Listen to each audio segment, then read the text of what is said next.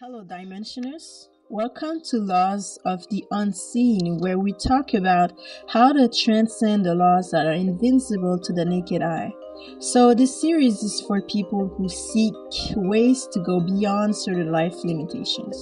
With that being said, let's alternate dimension right now and explore ways we can transcend the emotional laws of the universe.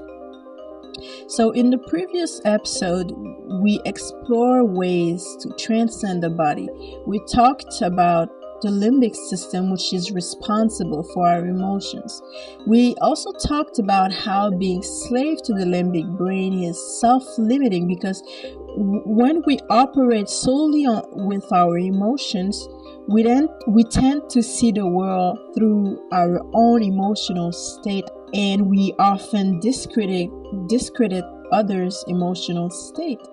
When we only operate with our emotions, we tend to feel attacked easily, hence why we always feel the need to protect ourselves, and also sometimes we feel the need to attack others. When we live our lives on that emotional conscious level, we are very much closed-minded. Even when we think we are open-minded, we are closed-minded, because when we live on that consciousness plane, we interpret the world through emotions, which can be biased because oftentimes those emotions stem from bad experiences. Okay, that's very important, because when we live our lives, we need to understand, when we live our lives on that emotional conscious level, we are very much closed-minded. Even when we think we are open-minded, we are closed-minded because we interpret the world through emotions, which can be biased because they often stem from bad experiences. Okay? And there are two different kinds of emotional conscious states. People who externalize their emotions, people who internalize their emotions. Most of us tilt from being one to another depending on situations. So externalizers are people who mainly paint their life according to the external world, depending on others as a source of values, ideas, and security. People who externalize their emotions tend to blame their life on others and the external world. According to them, it is the external world fault, which makes sense from their conscious plane, since they paint their life according to the external world. They often lack the ability to take responsibility for themselves, since they give that responsibility away. They do not take responsibility for their actions because things are not their faults. Since they paint the world according to the external world, they often say their circumstances are beyond their control, which makes sense from their point of view if you think about it. On the other hand, internalizers are people who mainly paint their life from inside out. They oftentimes take responsibility for everything that's happening to them. They are on the opposite spectrum. Unlike externalizers, who believe that the environment is the cause and what happens to them is the effect, internalizers believe that they are the cause and what happens to them in their environments is the effect. Remember, in episode 1, we spoke about how to transcend the laws of karma, right? We spoke about how to become the cause and create effects instead of feeling like an effect, right?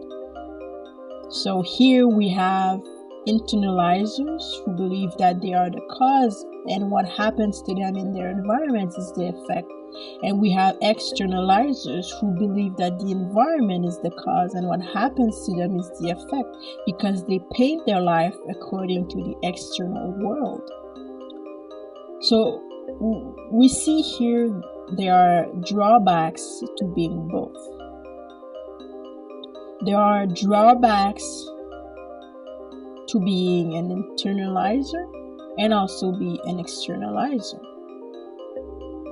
In their lowest states, internalizers will seclude, isolate themselves in depression, while externalizers, when in their lowest states, they will seclude, isolate others in their depression. So it's very important to see the difference here. Externalizers externalize their emotions, so they need others, while internalizers, they seclude and isolate themselves. So we need to understand both emotional conscious states have their strengths and weaknesses. Internalizers induce pain to themselves, while externalizers induce pain to others.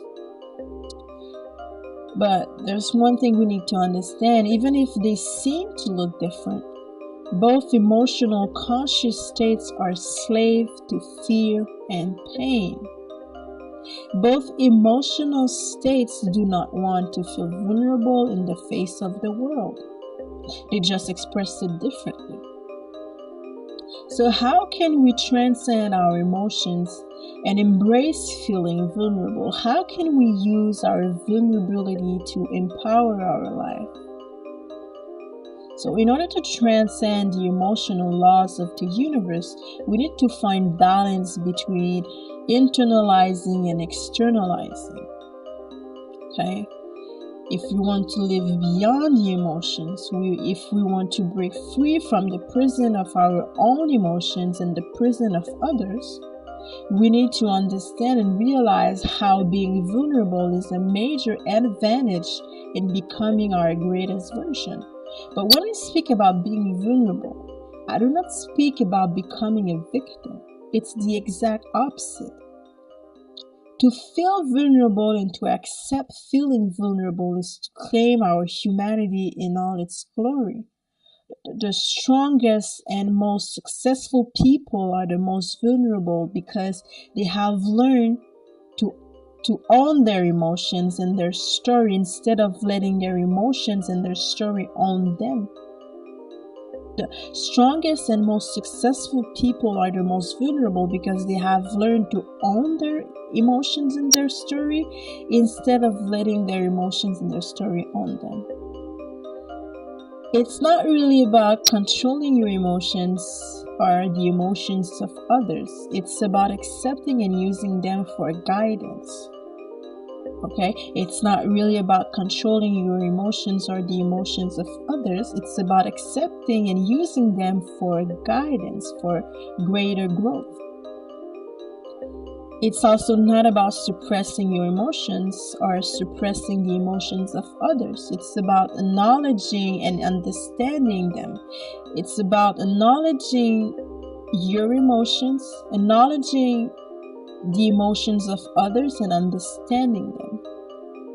For example, if you tell someone you love them and they don't love you back, it's about being confident in telling them, knowing the universe always sends someone. Do not suppress your emotions. Suppressing your emotions will give you regrets. Express your emotions and always keep in mind whatever is meant for you will become or may even come back. So it's very important that you express your emotions and always keep in mind whatever is meant for you will be or may even come back if it's gone. Whatever comes, we must let it come. Whatever stays, we must let it stay. Whatever goes, we must let it go. Whatever comes, we must let it come. Whatever stays, we must let it stay. And whatever goes, we must let it go. Whatever comes, we must let it come. Whatever stays, we must let it stay. Whatever goes, we must let it go. You know you have transcended your emotions when you no longer feel slave to them. You no longer feel afraid to express your love. You no longer feel afraid to express yourself.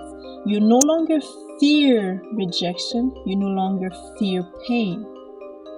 You know you have transcended your emotions when you are brave enough to venture out of your comfort zone, knowing it is the right path that will lead you to your greatest blessings. So, in order to transcend the emotional laws of the universe, we don't want to be slaves to our feelings or emotions. Rather, we want to make use of our feelings and emotions to elevate our consciousness. Thank you for watching or listening. I wish infinite love, health, healing, wealth, success, happiness, awareness, peace, and wisdom upon your soul. And remember, there are no accidents in the universe.